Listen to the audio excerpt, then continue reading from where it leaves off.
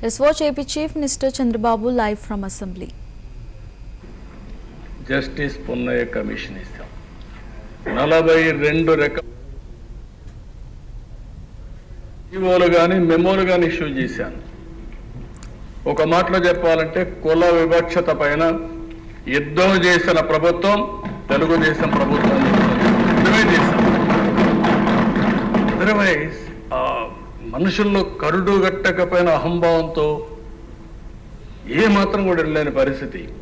ఇక్కడ మీరు చూస్తే ఈ జీవో చూస్తే మీకు అర్థమవుతుంది. ఇది జీవో ఎంఎస్ నెంబర్ 105 డేటెడ్ 31/10/2011. ఇందులో చూసిన ప్రదేశాలు This team will interact with all sections of the people in the villages, including SCs, STs, and convince and persuade the upper caste people against the evil of untouchability in various forms and in whatever manner it is being practiced, and also against atrocities against SCs and STs with special reference to the villages concerned. The team lead the SCs and STs into the village temple, provide access to the public water sources, and get the separate glass for SCs system removed from the tea and coffee shops. The team should also tackle any other village level social evils or superstitions like Jogin, Basani system, Banamati, Potiraju, bonded labor, manual scavenging. అంటే మీరు ఇవన్నీ చూస్తే దశ ఎంత భయంకరంగా అంటే మనిషిని మనిషిగా ట్రీట్ చేయలేని పరిస్థితి, మనిషిని యాక్సెప్ట్ చేయలేని పరిస్థితి. అక్కడి నుంచి ఆ దశ నేను ఒకటే డిసైడ్ చేసుకున్నాను, ఈ రాష్ట్రంలో ఎట్టి పరిస్థితుల్లో ఇవి ఉండడానికి వీలు లేదని జస్టిస్ పున్నయ్య గారు ఇచ్చిన రికమెండేషన్ని తీసుకున్న తర్వాత 27 మెమోల్ని జీవోలు ఇష్యూ చేశాం. ఆ ఫస్ట్ జీవో మీరు చూస్తే జీవో ఎంఎస్ నెంబర్ 92 ఆయన ఇచ్చిన report as it is accept చేయడం. రెండో రిపోర్ట్ గిరిజన ప్రాంతంలో గిరిజన భూములని కొట్టేసేవాళ్ళు, వేరే వాళ్ళు పోయి ఆక్యుపై చేసుకొని అవన్నీ కూడా ఐటీడీఏకి అధికారాలు ఇచ్చి గిరిజన భూములు వేరే వాళ్ళు తీసుకోవడానికి వీలు లేదు, ఈ భూములు గిరిజనులకే ఉండాలని చట్టాన్ని తీసుకొచ్చిన ప్రభుత్వం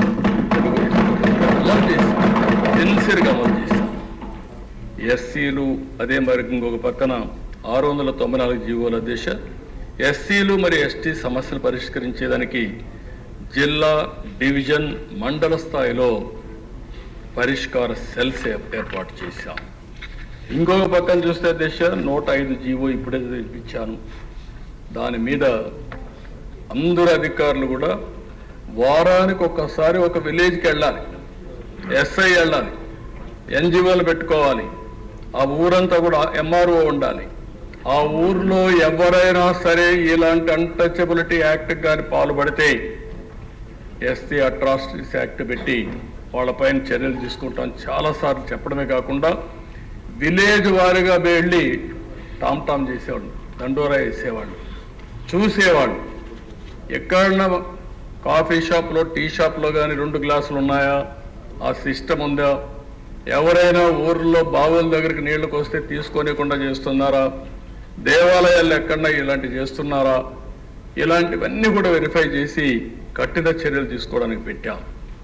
అదే మార్గ దిశ ఎవరైనా సరే ఎస్సీలకు వ్యతిరేకంగా ఉన్న వివిధ అడ్డంకులను తొలగించడానికి క్యాస్ట్ హిందూస్ ఎవరైనా సరే ముందుకొచ్చి పోరాడితే, ఉద్యమాలు చేస్తే, వాళ్ళకి సహకరిస్తే జిల్లా స్థాయిలో 5 మందికి 10,000 రూపాయలు అప్పట్లోనే అవార్డులు ఇచ్చేవాడు.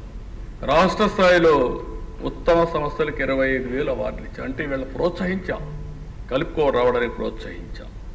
ఇంకొక పక్కన కొన్ని ప్రాంతాల్లో, కొన్ని గ్రామాల్లో అహంభావంతో ఇష్టానుసారంగా మీరు ఎన్నైనా చెప్పండి, కరుడుగట్టిన విధానాలతో ఎట్టి పరిస్థితుల్లో మేము ఇక్కడ ఆచరించామంటే ఆ ప్లేసులన్నీ కూడా వల్నరబుల్ ప్లేసెస్గా, హాట్ స్పాట్స్గా డిక్లేర్ చేశాం. డిక్లేర్ చేసి ఎప్పటికప్పుడు అధికార యంత్రాంగం అక్కడికి వెళ్ళడం, రిపీటెడ్గా వెళ్ళడం, ఎవరైనా దీన్ని వైలేట్ చేస్తే వాళ్ళపైన చర్యలు తీసుకోవడం మొదలుపెట్టాం. అదే మరి అధ్యక్ష, ఎక్కడైనా సరే ఒక అత్యాచారం ఎస్సీలపైన జరిగితే జిల్లా అధికార యంత్రాంగం, కలెక్టర్, ఎస్పీ డైరెక్ట్గా వితిన్ 24 అవర్స్లో ఆ విలేజ్కి వెళ్ళాలి, వాళ్ళని పనిష్ చేయాలి. అలాంటి వ్యవస్థ తీసుకొచ్చాం. కలిగించడానికి కాదు, వాళ్ళలో మార్పు తేవడానికి. దీనిపైన పీస్ కమిటీలు వేసాం. పీస్ కమిటీలు వేసి ఏ ఊరికి ఆ ఊరు కూర్చోబెట్టి ఇది మంచిది కాదు, ఇది కరెక్ట్ కాదు, మానవత్వంతో ముందుకు పోవాలని చెప్పి వాళ్ళకి చెప్పాం. రెండోది,